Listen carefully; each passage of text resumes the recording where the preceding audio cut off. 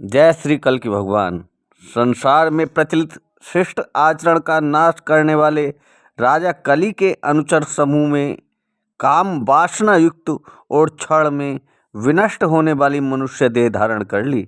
इनके अनुचर अत्यधिक दंभी, दुराचारी, माता पिता को मारने वाले, ब्राह्मण कुल में जन्म लेकर भी वेद के विरुद्ध आचरण करने वाले, दरिद्री लेकिन शूद्रों की सेवा करने वाले, अनावश्यक और बिना बात की बहस और विवाद में समय गंवाते हुए, कुतर्क में विश्वास करने वाले, रक्त मांस को बेचने वाले, धर्म और वेद का उपहास करने वाले, संस्कार से विरत और हीन तथा सदा ही अधोभाग में लिप्सा में लीन थे। पराई स्त्री के साथ रमण की इच्छा रखने वाले, समय मिलने पर उससे अपनी वासना पूर्ति करने वाले, यौवन की मस्ती में चूर तथा अभिमानी, ये सभी जन वर्ण संकर संतान उत्पन्न करने वाले हुए। इनका शारीरिक संपर्क के लिए किसी विधान को मानने का कोई प्रश्न ही नहीं रहा। स्वच्छंद रमण ही इनका लक्ष्य रहा। इस प्रकार काम पिपासा के फलस्वरूप जो संतति जन्मी वह निश्चय ही कुल गोत्रहीन, संस्कारहीन, कुलीन और अवैध रूप से जन्मी, जिनका उत्तरदायित्व वहन करने के लिए भी ये कभी तैयार नहीं हुए। इनका उद्देश्य सदा उदरपूर्ति ही रहा।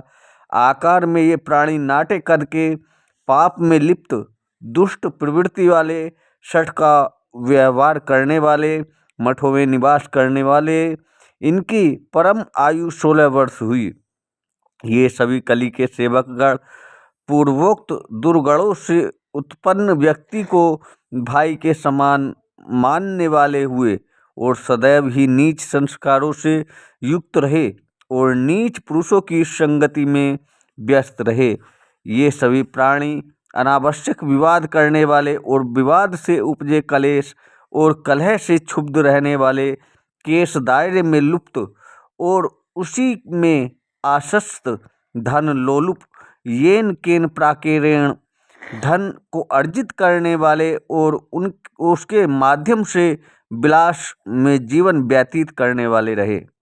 इनमें ऋण पर धन देकर उसके ब्याज को अपना जीवन चलाने वाले और इस प्रकार वर्ग में श्रेष्ठ होकर कुलीन कहलाने वाले ये ब्राह्मण ही कलयुग में पूज्य बने और पूजनीय कहलाए।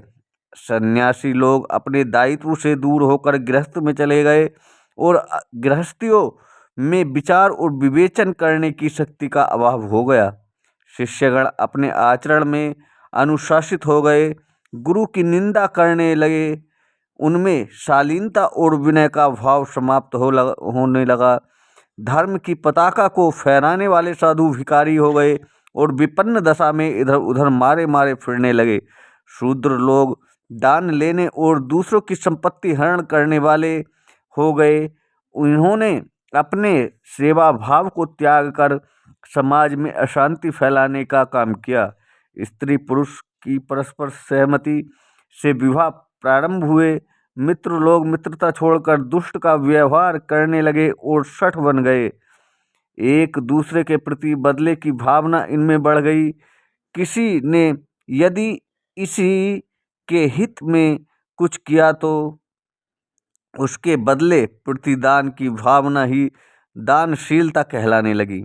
न्याय अधिकारी अपराधी को दंड देने में असमर्थता का अनुभव करने लगे, क्योंकि वे स्वयं भी कहीं न कहीं उन अन्याय की प्रकृति से जुड़े हुए थे और इसलिए वे क्षमाशील हो गए।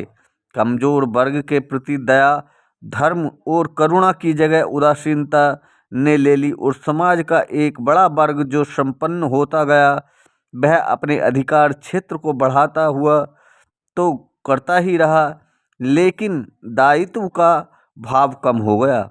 यही कारण है कि इस काल में दुर्बल और अधिक विपन्न होने लगे।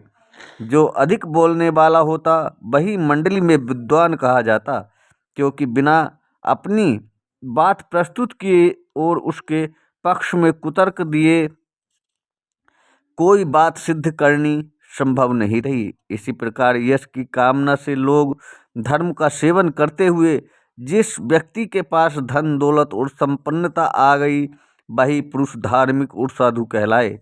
इसी प्रकार दूर देश से लाया जल भले ही कैसा भी हो वह तीर्थ का जल माना जाने लगा। यज्ञोपवीत में ही ब्राह्मणत्व सीमित हो गया और उनका आचरण गौण हो गया और इसलिए केवल आडंबर ही महत्वपूर्ण हो गया। दंड धारण केवल प्रतीक रूप में सन्यासी का लक्षण रह गया। ये सभी आचरण के हीनता होने पर भी धन ही केवल बड़ेपन का मापदंड बन गया। पृथ्वी पर उपज धीरे धीरे कम होने लगी।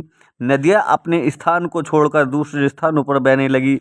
स्त्रियाँ काम सुख में लीन होकर पर पुरुष में लिप्त हो गई और वेश्यावृत्ति करने लगी। पत्नियों का अपने पति के प्रति वह भाव नहीं रहा। शूद्र के यहाँ ब्राह्मण लोग यज्ञ करने लगे। विधवाओं ने वैधव्य छोड़कर पुनर्विवाह का मार्ग अपना लिया और स्वच्छंद आचरण करने लगी।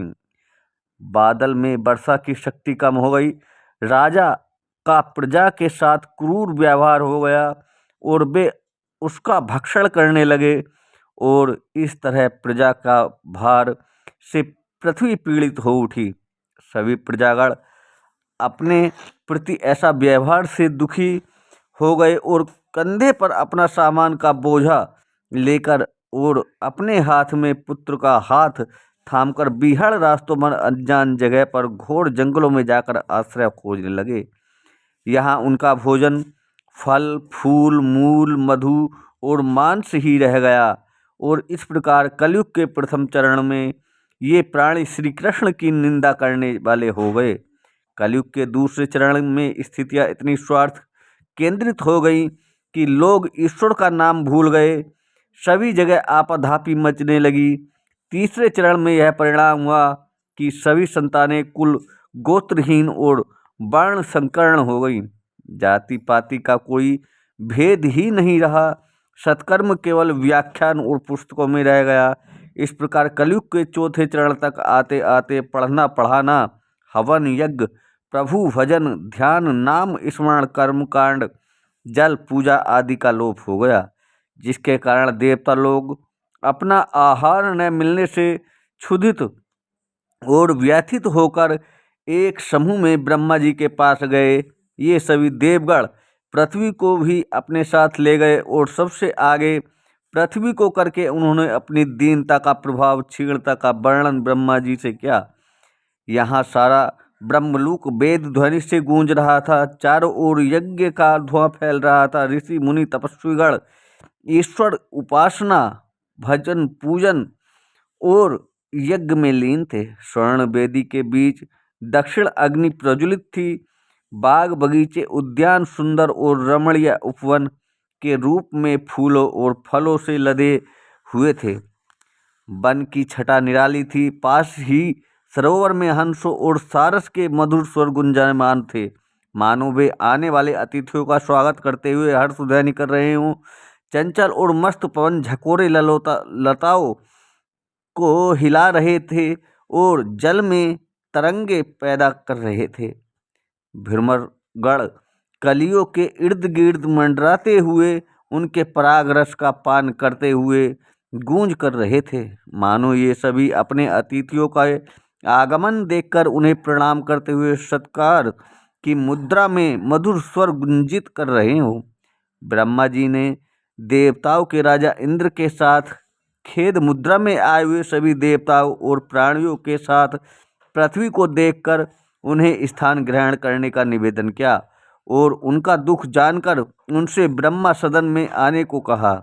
यहाँ सनक सनंदन और सनातन ने उनके चरण कमलों की सेवा की और तब अपने ब्रह्मासन पर विराजमान होकर उन्होंने देवताओं पर दृष्टि डाली। देवताओं ने ब्रह्मा जी का सादर अभिनंदन करते हुए अपनी यातना का वर्णन किया। सभी देवता एक प्रश्नवाचक मुद्रा में ब्रह्मा जी के समक्ष उनसे त्राण की अपेक्षा कर रहे थे, क्योंकि इस कलिकाल के भैरव नाद में केवल ब्रह्मा जी ही उनको मुक्ति दिला सकते थे।